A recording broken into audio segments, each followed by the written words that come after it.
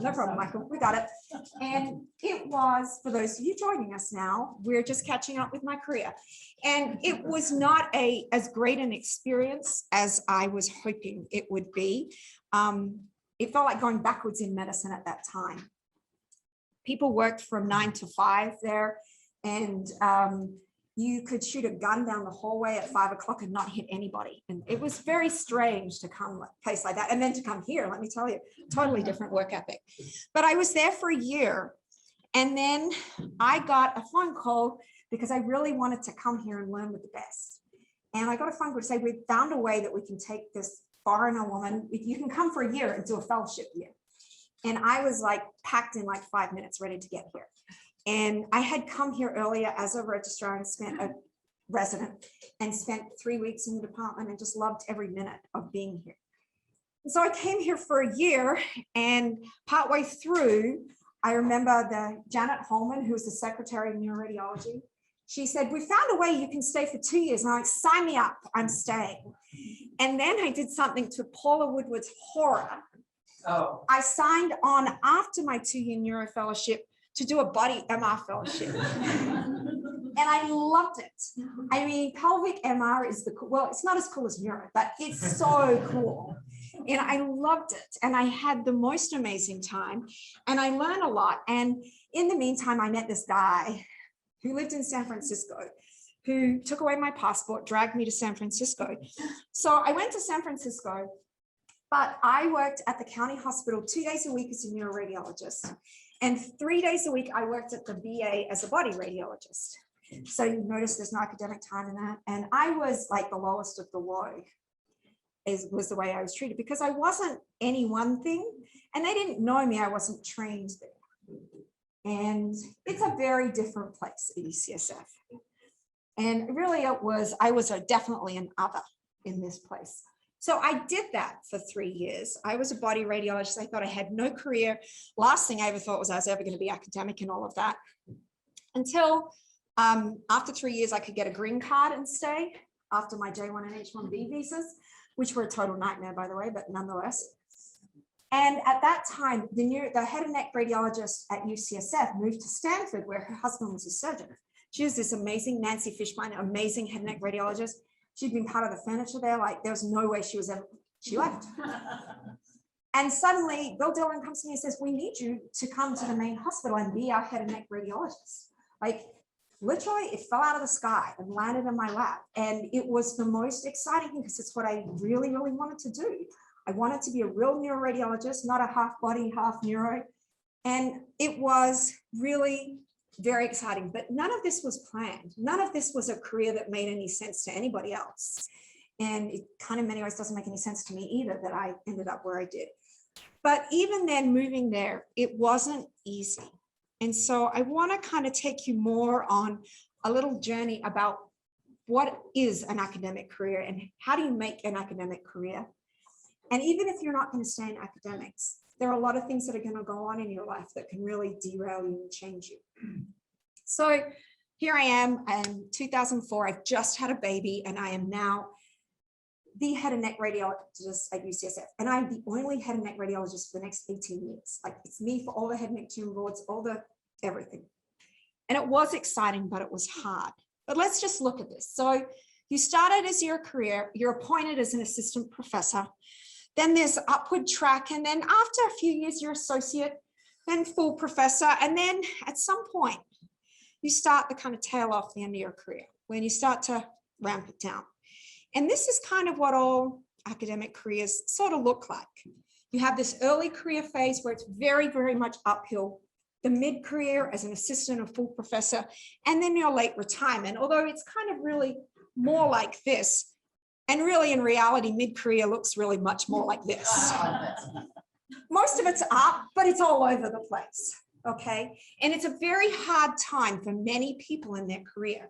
Is actually the mid-career. Like, you think if you're a junior faculty now, you think this is hard, wait till you hit the mid-career phase, mid-career malaise.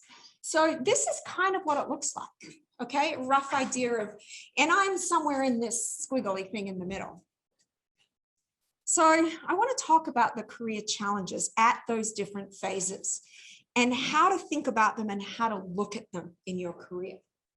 So when you start off, you're a junior faculty or you're new into a private practice somewhere, it is uphill. You think you learn a ton as a resident or fellow.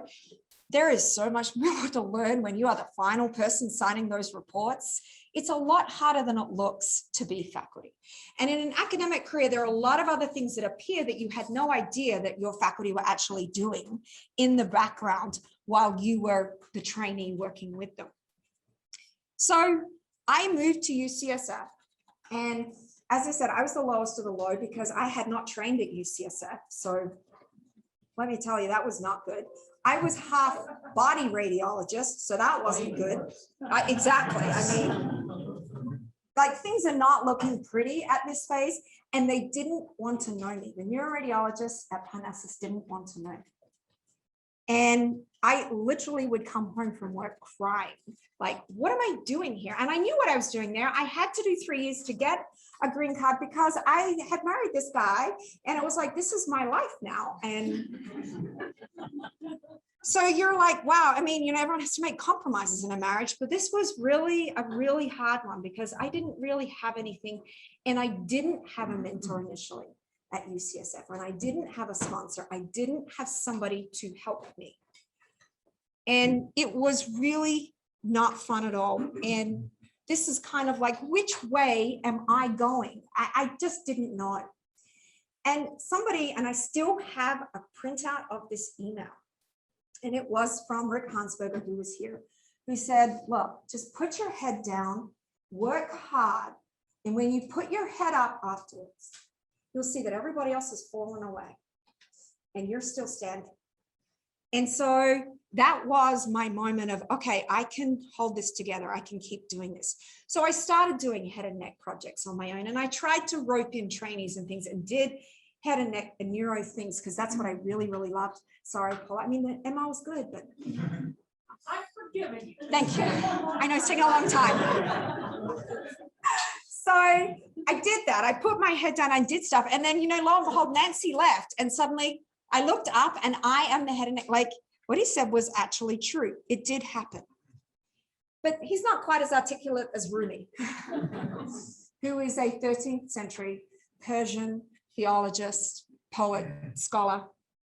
And it's true that as you start to walk on the way appears. And I really did not know where I was going. And the hard work, just put your head down, work hard, and it will open. And not only the path, but multiple paths start to open for you. And it doesn't start to open because you're standing there going, oh my God, what am I doing? I'm crying. They come because you start moving forward, and you need to have that inertia to move forward, and things will open up, and you'll be shocked at the number of opportunities that are going to start coming your way, and you start taking those opportunities. So the early career goals. So now in my role, Vice Chair for Academic Affairs, I run the mentoring program. I actually started that in 2015, but then as Vice Chair, mentoring for all our junior faculty, a part of our mentoring program. And I talk with them all the time about these are your goals for you. These are the things you need to do in that very early phase of career. You need to build expertise. You need to get being good in something that is valued by others around you. Okay? It's really important that you get good at being a radiologist in whatever area you want to be good in. And if you can find a little niche that nobody else is interested in, even better, that you can pick off something and now it's yours and you become the go-to person. So I had a clinical instructor, a second-year fellow last year, who suddenly got into pituitary, and he just like did all these pituitary studies. And I'm like, he's now at Mayo as a junior faculty. I'm like, you're going to become the pituitary guy, the guy that everybody looks to, because you've written the papers and you go there and they're going to start sending all the cases, and you need to get to know the pituitary surgeons, and you will have your niche. And that's how you can really start something and get that pathway going. But the most important thing you can do in your early career is create trust. And what does that mean? Well, that means that the people you work with, your colleagues around you, trust you. You're going to be there. You're going to show up for work. You're going to help them out when they have problems. You're not going to leave the really complicated neurogram cases for the other neuroradiologists to do. You're going to be part of the team so that they know they can rely on you. And you are going to work hard with your clinicians so they trust you. If you don't have that, good luck having a career. Like, you have to build the trust. So the specific talk I have is about that with my juniors. All of this building your early career, you need mentors. You need somebody you can call when you're crying, and you need someone, I don't know which way to go. What do I do? You need someone to talk you off that ledge and help you. And then you need someone, that same person who then called Pat Hutchinson and said, this woman needs to give a talk at ASHNR. She's got no one helping her at UCSF. Give her a talk. And that was my first talk at ASHNR in 2013. And that was the beginning of talking at every ASHNR since. Like, that's how things start. Someone is sponsoring you. So you need to find those people who can elevate your career and who can help you in your career. You cannot do this alone. It's impossible. So the specific conversation I have with all of the junior faculty, and I had 3 who started this last week, is number 1, your first year, year number 1, I don't care if you don't write a paper. I don't care if you don't submit a grant. I don't care if you don't join any committees. I want you to be there working, creating trust and getting good at what you do. Trust with your clinicians, trust with your colleagues. And that is the foundation for a career, that they know that you know what you're doing. And if you don't, you know how to get help. Like, that is critical for an academic career. And if you're in private practice, believe me, it is just as critical that you do that in your first year. So year 2 to 4 is when you need to start putting your head down and getting the work done and moving forward in your career in academics. So you want to get really good at something, find your niche. And you want to look for opportunities to give talks. Anytime they said we need someone to give a faculty lecture to the residents, I put my hand up and I talked to them about head and neck. They must have hated hearing about head and neck all the time, but you've got to practice talking. It doesn't just happen. You've got to get out there and do it. So you have to do the hard work with this, and you have to look for opportunities. And it really, really, really helps if you have mentors and sponsors along the way, people to help you get to there. So I want to look at those 2, hard work and opportunities, because that's really a lot of things. And a lot of times people say, oh, I got lucky in my career. Luck is really opportunities. It's a door open, and you can either say yes to the luck or you can say no to the luck. And I'm a big fan in that very early phase. You say yes to pretty much everything and just take a chance at that and see how much better you can get at something by working in it and literally putting in the hard work. And you put in the hard work on this, and this is what happens. It's circular. Okay. You will be shocked. My husband has this great phrase that I love, which is, the harder I work, the luckier I get. Because you put in the work, and when you're invited to step up on a stage and give a talk anywhere, you work, especially your first big national talk, you work so hard on that talk. Because then you get up and you give it, and people notice. And then they're like, oh, can you come and give a talk for this one? Sure, can you come and talk at this? Oh, I saw you at RSNA. Can you do this? And it's circular. Okay, so the hard work leads to more opportunities until you're an associate, and then you've got so many opportunities you don't know what to do with it. And that's when I teach them when to say no. But in that first thing, you've got to build something. Okay, so do take those opportunities. And I never want to hear, and I hear this from women faculty all the time, oh, I got lucky. Yeah, no, you didn't. People don't offer you opportunities if they don't trust you, and they don't offer opportunities to you if you don't show up and really perform when you've been given an opportunity. It's not luck. Okay. So just remember that it's a lot that happens, but that first up ramp, that's tough. Okay. It's hard.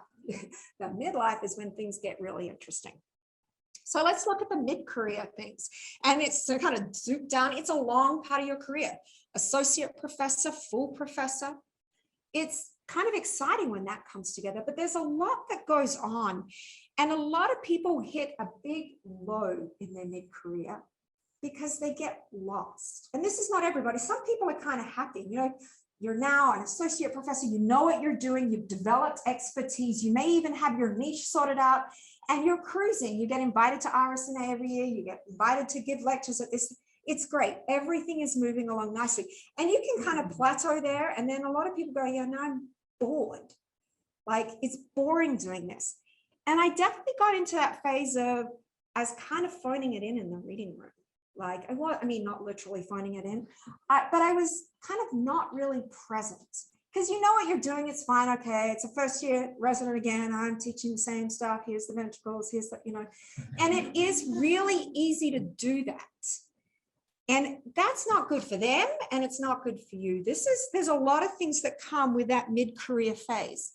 And I was at the VA one day, walking around because we do neuro contract out there, and I saw this on the wall, and I was like, whoa, like, nobody cares how much you know until they know how much you care. It's like, whoa, like, Teddy, that's huge. That is. And I realized that, like, you know, I can stand there and I can lecture at residents and whatever, but if I'm not connected with them, I mean, you spend more time with some of your trainees than you do with your children when they're young. Like, that's kind of the reality. Like, that's not good for them if I'm not connected with them. And that's not good for me if I'm not connected with the people I'm spending all this time with. And so I really, like, I literally took a photo of that on the wall. This is not the photo, but I took a photo. I still have that because it's really meaningful to me. It's like, I can be as good as that if they don't know that this is meaningful to me. And I realized I just need to start sharing my passion for head and neck instead of just teaching them, like, this is what it's about. So the mid-career, if you hit that slump, which people often call mid-career malaise, where you're lost and you're like, where am I going again? You know, I'm pretty good at this, it's going well. Stop. You need to breathe and you need to play again. You need to find something that makes this fun again. And for me, it was very much starting to connect again with the fellows in the reading room, with the residents in the reading room, and finding out who they are and what goes on in their life, and really kind of being a real person again instead of just being the attending. And I started to explore different things that I wanted to do, and kind of in academics, but related to it. And you know, the chair said to me, well, I want you to start a mentoring program here. And I was like, okay, that sounds interesting. And I put a proposal together, and he said, that looks good. And I was like, no, I'm not running this thing and putting this energy in unless you're buying into this. And we're going to do something really good for our junior faculty here. And he was like all in. I just dragged him all in. And it turned out to be like a really exciting thing, because now I was meeting with all the junior faculty one-on-one. And now I had this whole world of people around me that suddenly became really important to me too. And you realize how community is the center of so much. And if you're just, you know, phoning it in, coming into work, it's a little soulless to be that sort of radiologist. So it changed things a lot for me. And I started to look for new challenges too. What can I do? Because I'm in this kind of slumpy thing. And I started to do different things in head and neck that I hadn't done, and took on things that seemed way too big for me. And, you know, everything doesn't go perfectly, but you need to get out of that mid-career, I'm just going to cruise along here and go to sleep. It's not good. But once again, you need people around you to help you with this. You need mentors and you need sponsors. I needed my chair to buy into me, not just have me do something for it. I really need to drag him in. And once again, you need mentors, you need sponsors to go anywhere in this. It's not a solo game. Academics is not a solo sport. It's a team sport. So there are a lot of different things you can do. You can explore different areas. I took several professional development courses. I learned how to run meetings. I know that sounds really boring, but a well-run meeting, your faculty are gonna love if you know how to do that well. There are so many things that I started to do, and I took this coaching course to get better at taking care of the junior faculty.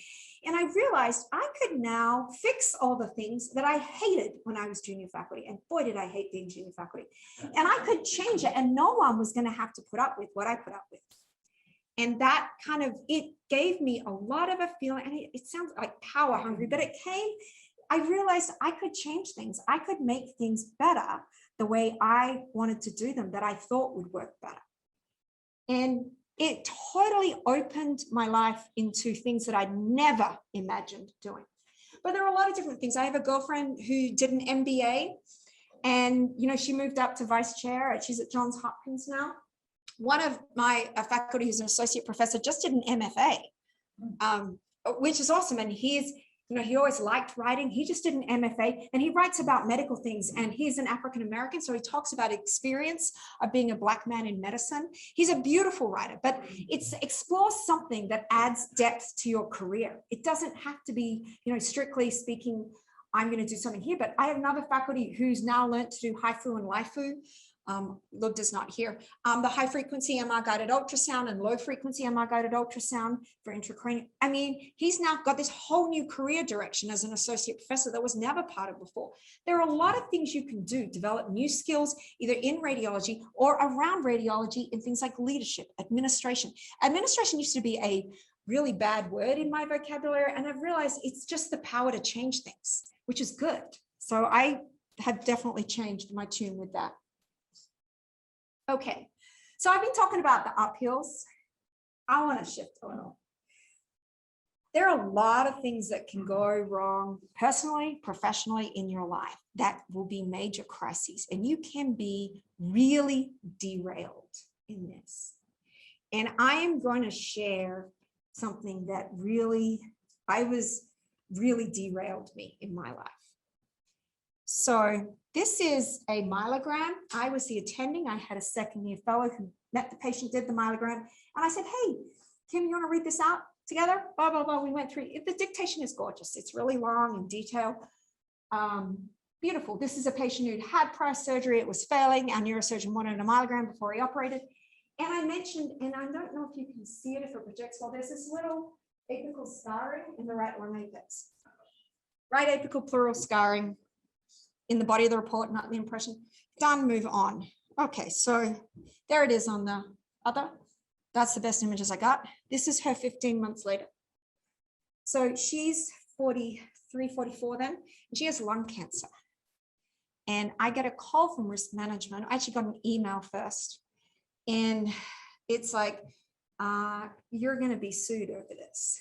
And it was the most devastating email to get. And, it's unfortunate how common things like this happen, but it was so hard because up until that point, I felt like I was this hardworking radiologist who cared about what was on the scans, who did her very best to make sure her surgeons had the information they needed. The neurologist knew what was going on.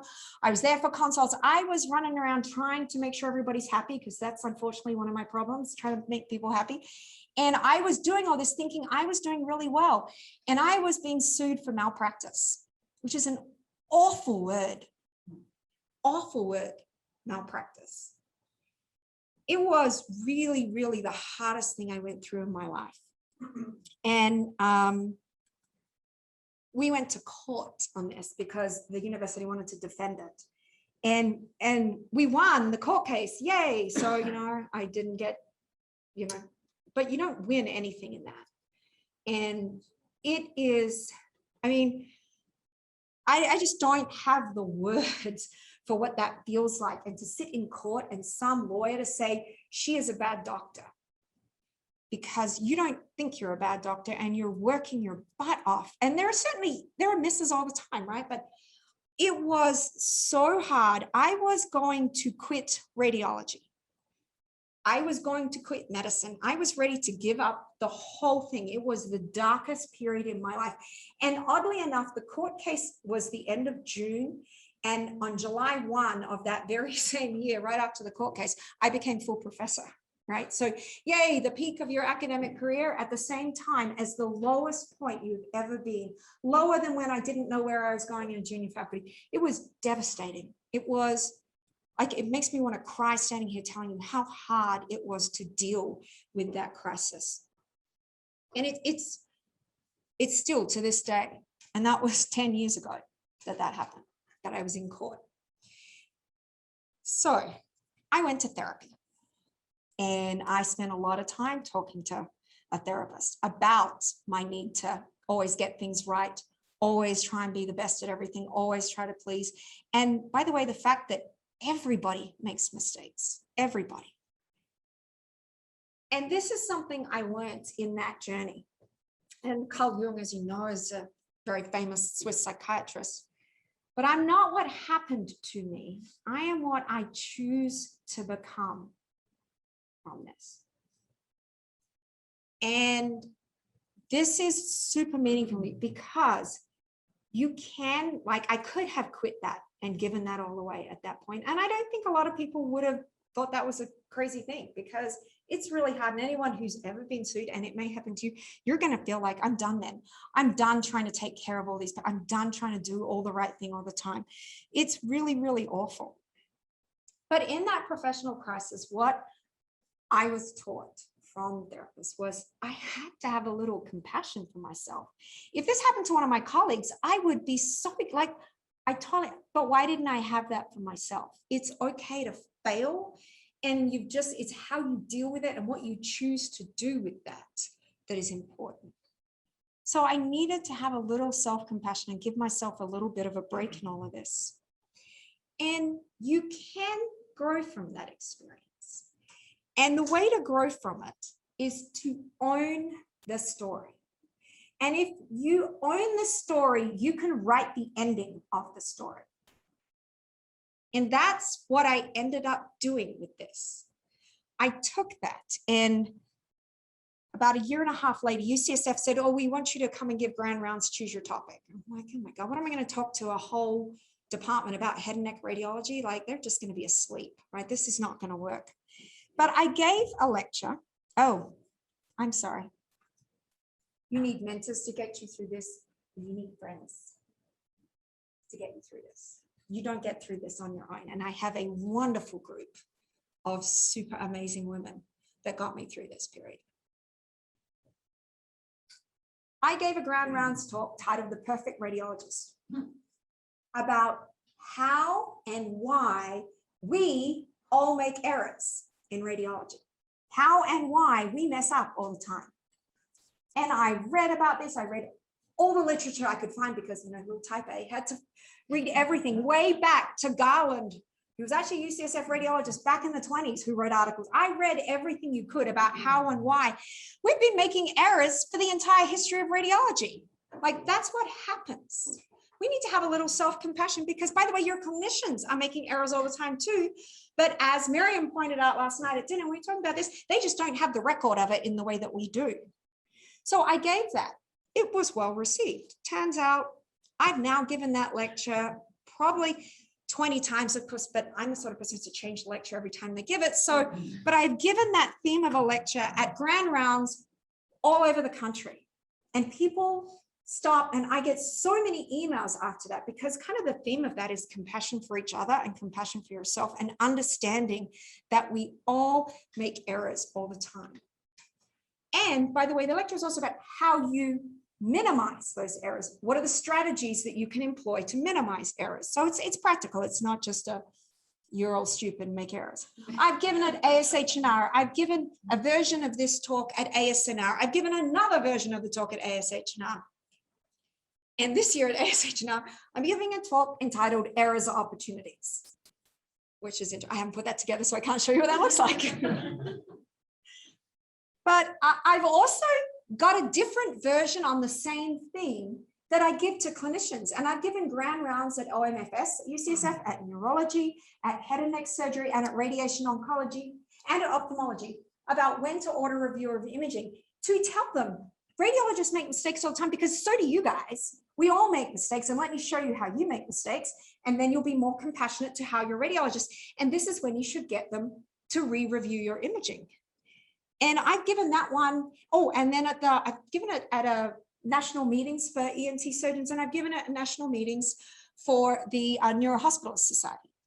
So I own that story now. My era started a whole new area of things for me to talk about and learn from, and has made lots of communications with other radiologists over this who also like, oh, thank God, like someone's talking about this.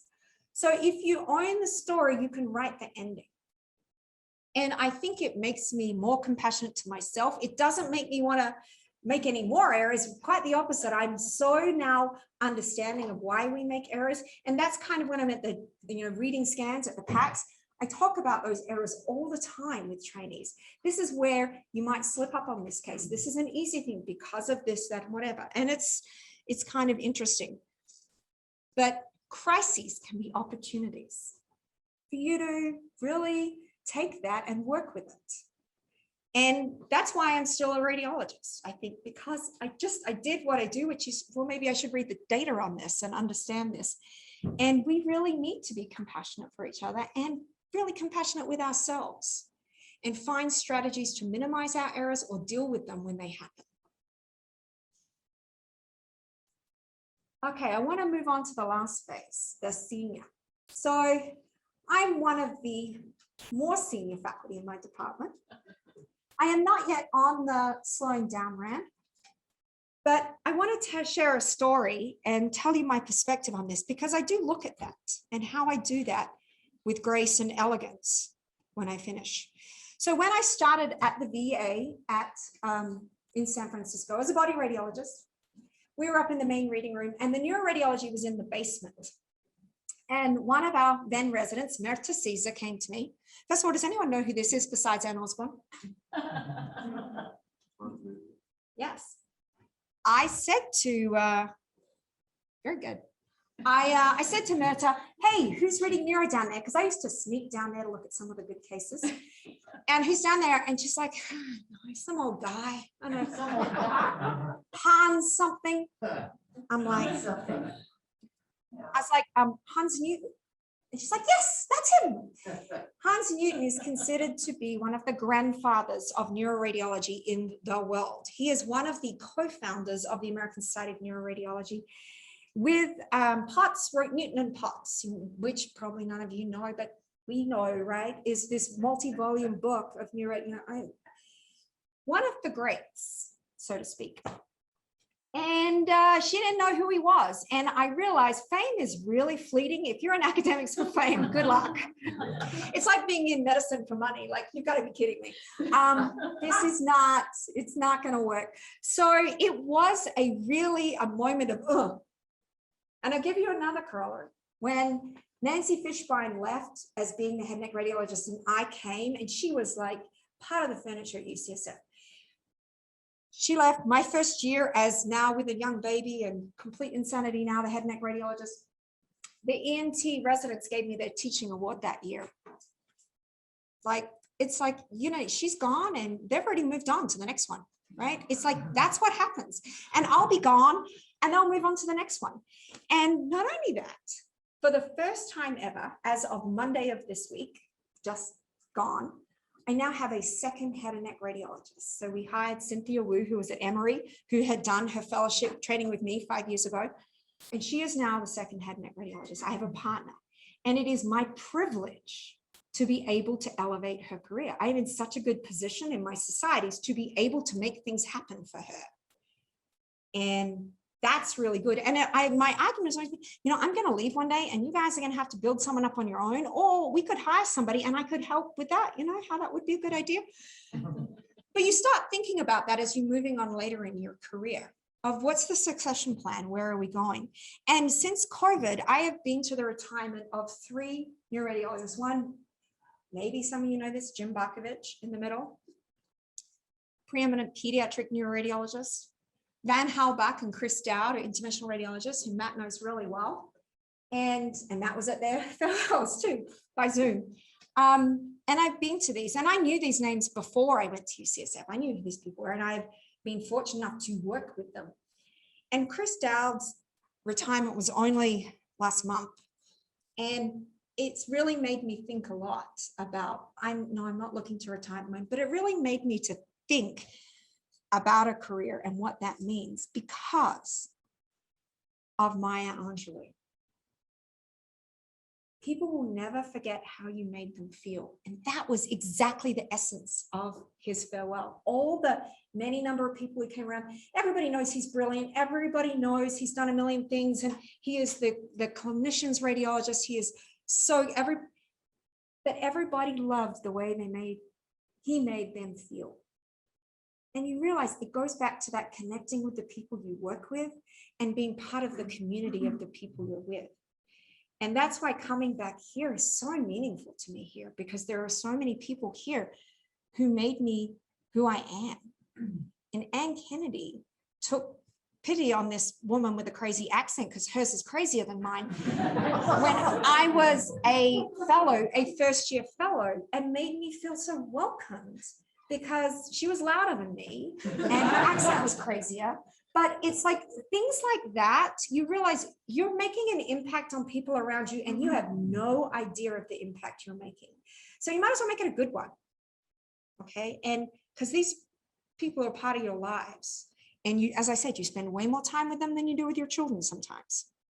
So it's important. So as I'm looking at that, I do realize many things as a senior faculty, and I know you guys know the power of this as senior faculty. They're not going to fire you. You can do, not that you can do what you want, but you can kind of do what you want. And this is a time in your career to be really brave and to start saying, no, we're not doing it like that anymore. This is what we're doing. And this is how we are going to do things. And we are going to make it better for the juniors. We are not going to make them suffer through whatever awful stuff we went through. We are going to make it better for them. And you can do things like that. And it's amazing how much power you have. And you're like, wow, this is kind of fun. I can change things. I can make things better. And so that's how I look at my career now is to be brave.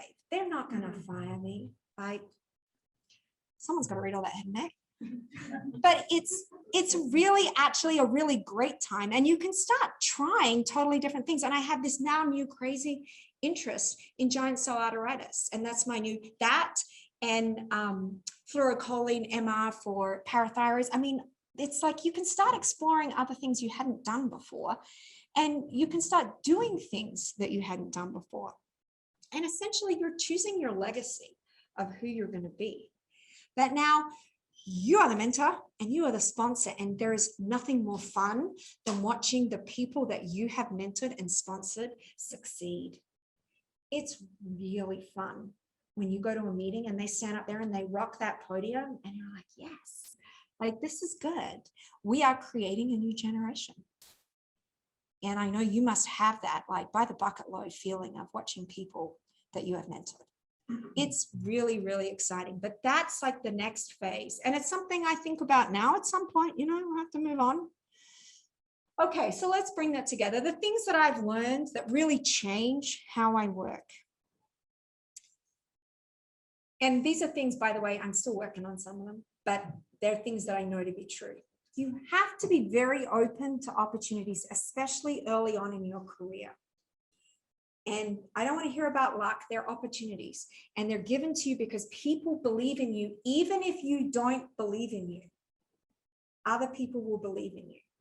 I say that especially for the women faculty, because I am shocked at how amazingly they outperform the level they think they're at. And when someone is saying, I want to send you to this course, this leadership course, you don't go, me? I'm not a leader, which is exactly what I did when they sent me to my first leadership course. I'm like, what are you talking about?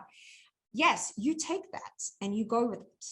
You have to be open to criticism. You're not going to do everything right, even when you think you're doing your best. You're not going to do it right. And be open to people.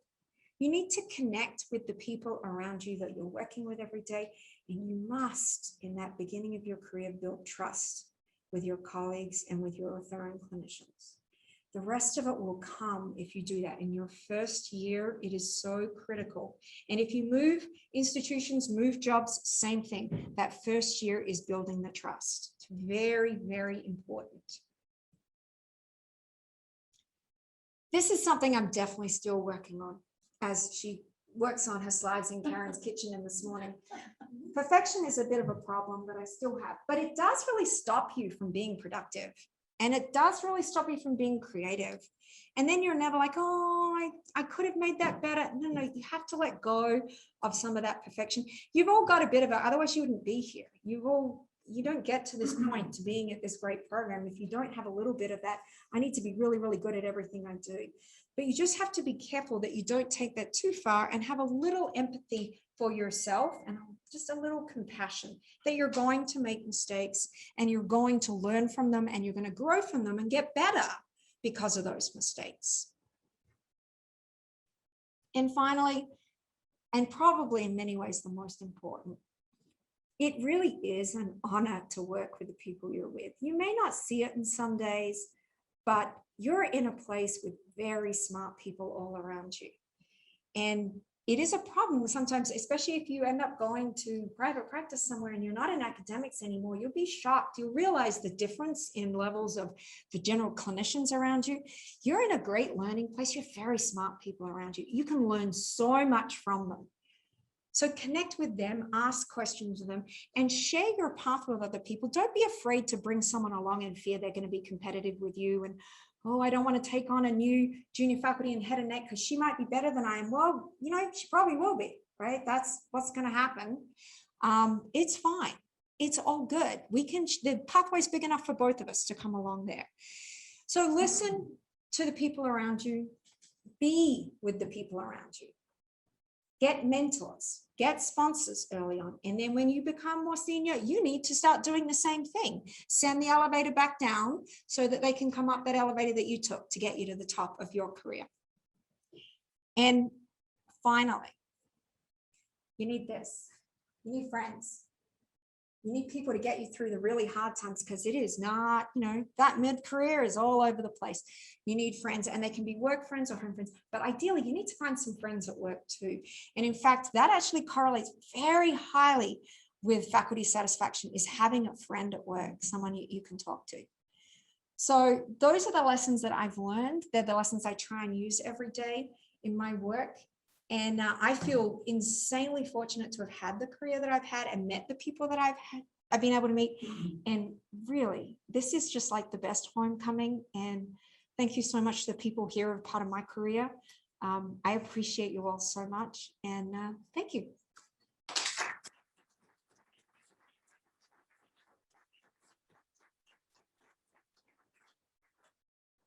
Okay, are there any questions for anybody? How not to have an academic career? Mine is not the right direction. You should be doing this, not this. But yes, Christine, first of all, thank you.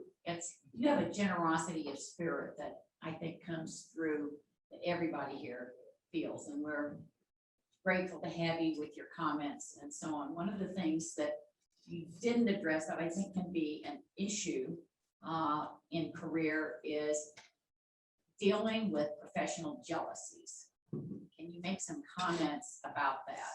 absolutely. So, and I see that a lot in the position I'm in now. I do all the hiring of new faculty, and I deal with the things that go wrong between faculty. And it is dangerous is not the word. It's toxic when you see that. And I have had some faculty in A section where it is a nightmare. And the only thing so basically people feel competitive. Oh, this person, they're trying to take over my area, or they want to do this that I do. And then people start slinging all sorts of things. Oh, it's sexist, it's racist, whatever. And it's really this feeling of, oh, this fear that you won't have something, right? That if that person comes in, you won't. I would like to say, oh, you get them to talk to each other and settle it. You have to get them to be civil with each other. There has to be this level of professionalism with each other. Most of that stuff, though, is not, it's about the person. It's not about, it's that teaching them that, so tell me about yourself. Tell me about how you grew up, what you did. And you need to find out why they feel so bad about themselves that they're afraid someone's going to steal something from them. So there are several faculty who I send to therapy. And I always tell them, I went to therapy, like I wouldn't be here if I didn't do that then. But it is, if somebody is really that afraid of it, it can make really toxic reading rooms, and it is really hard to manage. But you have to try and manage that person and that person, trying to get them to, other than being civil with each other, there's not much you can do. You cannot do group therapy for that. That never works. They just end up hating each other more. But you need to get to the bottom of why are you afraid of this? Because you'll find, like you two, right? When you're together, it's synergistic, right? Like you make each other better. You two. Right, exactly, right? It's synergistic. And both of your careers, But both of your careers soar, and your careers are slightly different, but they overlap. And that's what you have to try and get people to understand. But they don't understand that if they don't understand themselves, why they're afraid of that. And so there is no magic fix. I have to say that one of the toxic people is now leaving UCSF. So I've kind of sold that one a little bit without it being a intentional thing, but they have, and that's what someone always ends up leaving when you have that. Someone always goes, and it's just a matter of who it's going to be.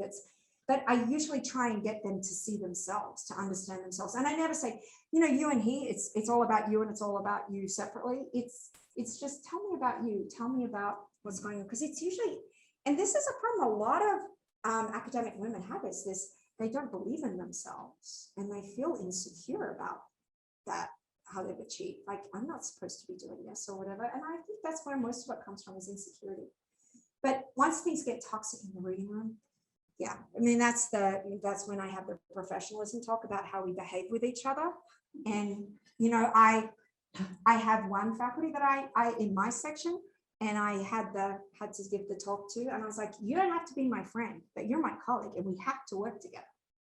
And that's how it has to be. So it has to be civil that way, because that's highly unprofessional. Everybody knows what's going on otherwise. Residents always know everything that's happening in town. And then you've got a toxic reading room, and that's not a learning environment at all. That's so bad for everybody. But it's not an easy fix. It is not an easy fix when that happens. But it has more to do with the person than the two people, so to speak. It's each person.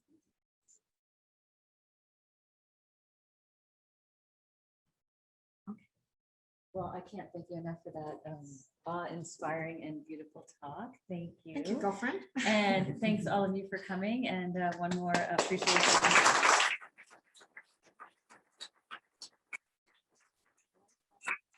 Many life lessons. And thank you, Michael, for. Oh, sorry.